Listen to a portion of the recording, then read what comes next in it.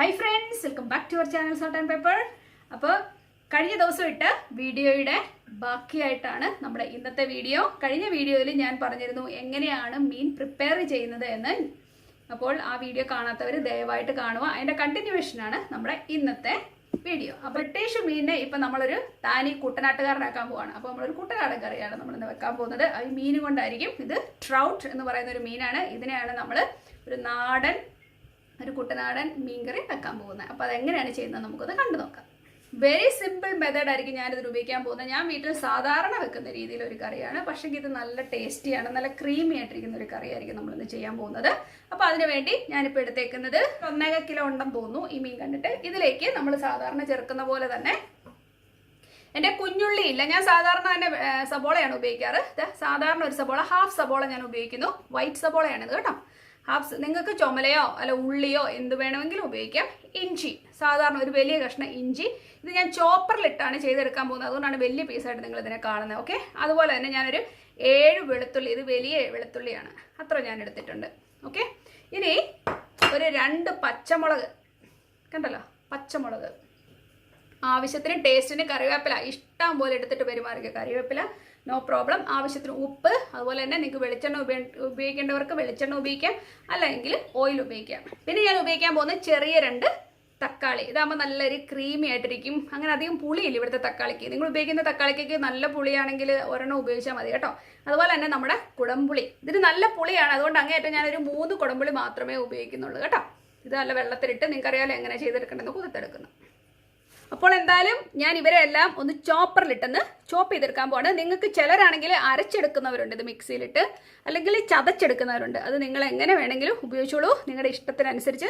ഞാനിപ്പോൾ ഇതിനെ ഒന്ന് നന്നായി കുരുരാന്ന് ഞാനിതിനെ ഒന്ന് ചോപ്പ് ചെയ്തെടുക്കാൻ പോകുന്നു. ഓക്കെ, ഞാൻ അതാ പൊടി പോലെ ഇതിനെ ഒന്ന് ചോപ്പ് ചെയ്തെടുത്തിട്ടുണ്ട്, കണ്ടോ. ഓക്കെ, ഇനി നമുക്ക് കുക്കിങ്ങിലേക്ക് കിടക്കാം. നമ്മുടെ ചട്ടി നല്ലൊരു ചൂടായിട്ടുണ്ട്. അതിലേക്ക് നമുക്ക് ഇച്ചിരി എണ്ണ ഒഴിച്ചു കൊടുക്കാം. ഓക്കെ, ഞാൻ ഉപയോഗിക്കുന്ന ബ്ലാക്ക് മൺചട്ടിയാണ്. നമുക്ക് ചുമപ്പ് കളറിലേയും കിട്ടത്തില്ലേ, കടകളിൽ കണ്ടിട്ടില്ലേ. പക്ഷെങ്കിൽ ഇത് ചുട്ട ചട്ടിയാണ്, നിങ്ങൾക്ക് എല്ലാവർക്കും അറിയാമായിരിക്കും. എന്നാലും ഞാൻ വെറുതെ പറയുക, അറിയാൻ വയ്യാത്തവരും ഉണ്ടെന്ന് എനിക്ക് തോന്നുന്നു.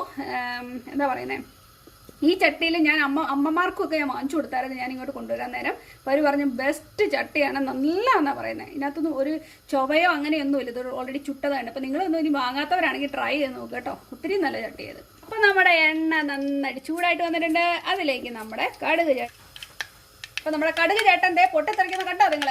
ഇനി നമുക്ക് ഇതിലേക്ക് നമ്മൾ ചോപ്പ് ചെയ്ത് വെച്ചേക്കുന്ന ഇഞ്ചി, പച്ചമുളക്, വെളുത്തുള്ളി, ഉള്ളി എല്ലാവരെയും കൂടെ ഒന്ന് ഇട്ട് കൊടുക്കാം. അവരെല്ലാവരും ഇതിനകത്ത് കിടന്നൊന്ന് ചെറുതായിട്ട് മൂക്കട്ടെ. കറിവേപ്പില എത്ര ഇട്ടാലും എനിക്ക് മതിയാവില്ല കറിയിൽ. എന്തായാലും നമ്മുടെ കറിവേപ്പില ചേട്ടനെയും കൂടെ ഇട്ട് കൊടുത്ത് നന്നായിട്ട് ഇളക്കാം. സാധാരണ എണ്ണയിലേക്ക് ആദ്യം കടുക് പൊട്ടിച്ചതിന് ശേഷം കറിവേപ്പില ഇട്ട് കൊടുക്കാറുണ്ട്. എനിക്ക് അങ്ങനെ കരിയുന്ന ഇഷ്ടമില്ല, മൂക്ക്. ഞാൻ ഇങ്ങനെയാണ് സാധാരണ ചെയ്യാറ്. പിന്നെ നിങ്ങളുടെ ഇഷ്ടം പോലെ നിങ്ങൾ ചെയ്തു, ഓരോരുത്തർ ഓരോ രീതി ചെയ്തു. ചിലർ കരിവേപ്പില ഇച്ചിരി അരച്ച് ചേർക്കുന്നവരുണ്ട് കേട്ടോ കറിയിലേക്ക്.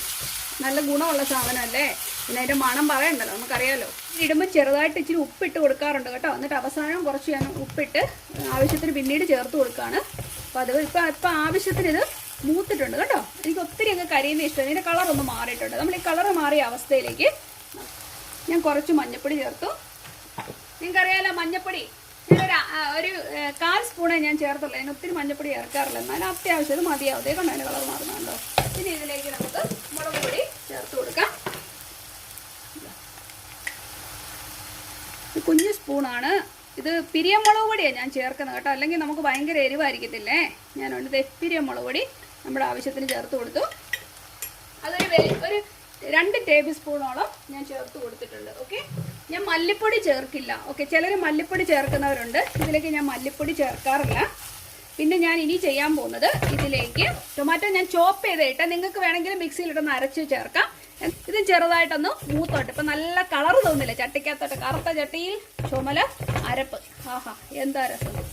അപ്പം നമ്മുടെ അരപ്പ് മൂത്തിട്ടുണ്ട്. ഇതിലേക്ക് വെള്ളം ഒഴിക്കാതെ തന്നെ ഞാൻ നമ്മുടെ മീൻ ചേർത്തനെ ഇതിലേക്ക് ഇട്ട് കൊടുക്കുന്നു. കണ്ടോ, നമ്മുടെ മീൻ കഷ്ണങ്ങൾ ഇതിനകത്ത് ഇട്ടു. കണ്ടോ, ഇനി നമുക്ക് ഇതിനെ ചെറുതായിട്ട് ഇതിൽ തന്നെ ഇട്ടൊന്ന് ചെറുതായിട്ടൊന്ന് ഇളക്കി കൊടുക്കാം. അപ്പോൾ ആ എണ്ണയും ഇതുമൊക്കെ ഒന്ന് ചെറുതായിട്ടൊന്ന് വാടുമെന്ന് വേണമെങ്കിൽ പറയാം. ഞാൻ പറയുന്നത് മനസ്സിലാകുന്നുണ്ടല്ലോ നിങ്ങൾക്ക്? ഇത് ചെറുതായിട്ട് ഇതിനകത്ത് കിടന്നൊന്ന് വാടും, ആ എണ്ണയും അരപ്പും എല്ലാം കൂടെ. ഇങ്ങനെയാണ് ഞാൻ ചെയ്യുന്നത്. വീട്ടിൽ അമ്മ ചെയ്യുന്നത് ഇങ്ങനെയാണ്. കുട്ടനാട്ട് കറിയാണിത്. ഈ മോഡലിലാണ് ഞാൻ ചെയ്യുന്നത്. അപ്പോൾ നമ്മുടെ സായിപ്പും മീൻ നമ്മുടെ കുട്ടനാടൻ മൺചട്ടി കിടന്നാണ് ഇതേ ഇപ്പോൾ വെന്തുകൊണ്ടിരിക്കുന്നത്. ഇതിനകത്ത് ശകലം ഒന്ന് പിടിച്ചോട്ടെ, ഒന്ന് ചെറുതായിട്ടൊന്ന് വാടുക എന്ന് പറയത്തില്ല, എണ്ണയിലൊന്ന് വാടും. അപ്പോൾ ഒന്നുകൂടെ ടേസ്റ്റ് വരും. പെട്ടെന്ന് നന്നായിട്ടൊന്ന് വാടിയിട്ടുണ്ട്. ഇതിലേക്ക് ഞാൻ നമ്മുടെ കുടംപുളി ആഡ് ചെയ്തു. അതുപോലെ തന്നെ നമ്മുടെ കുടംപുളിയുടെ വെള്ളം കൂടെ ഒന്ന് ഒഴിച്ചു കൊടുക്കാം. ഇതാ കുടംപുളി വെള്ളവും ആയിട്ടുണ്ട്. ഇതിനെ നമുക്കിനി നന്നായിട്ട് ഇളക്കി കൊടുക്കാം. നല്ല കുടംപുളി ഉപയോഗിക്കുകയാണെങ്കിൽ ആ കറിയുടെ ടേസ്റ്റ് തന്നെ മാറും ഇല്ലേ? നിങ്ങൾക്ക് അറിയാമല്ലോ, നിങ്ങളൊക്കെ വലിയ എക്സ്പേർട്സ് ആയിരിക്കുമല്ലോ. എന്തായാലും ഇവിടെ നിന്ന് അങ്ങോട്ട് തിളക്കട്ടെ. പെട്ടെന്ന് വേകുന്ന മീനാണ് കേട്ടോ. എന്തായാലും ഒന്ന് തിളച്ച് ഇല്ല 2 തിളച്ച് കഴിയുമ്പോൾ ഇതിൻ്റെ ഇത് വേവായിട്ടുണ്ട് കേട്ടോ. കാണാൻ നല്ല ഭംഗിയില്ലേ? ഓക്കെ, ഇനി ഞാൻ മൂടി വെച്ചിട്ട് ഇത് വേവിക്കട്ടെ കേട്ടോ.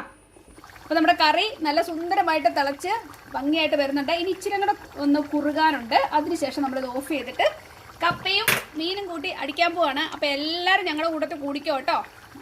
എന്നപ്പം ഈ വീഡിയോയുടെ വൈൻഡപ്പ് ചെയ്യട്ടെ. നിങ്ങൾക്ക് എല്ലാവർക്കും ഇഷ്ടപ്പെട്ടു എന്ന് തന്നെ കരുതട്ടെ. നമുക്ക് ഉടനെ തന്നെ വീണ്ടും നല്ലൊരു വീഡിയോ ആയിട്ട് കാണാം. അതുവരേക്കും താങ്ക് യു.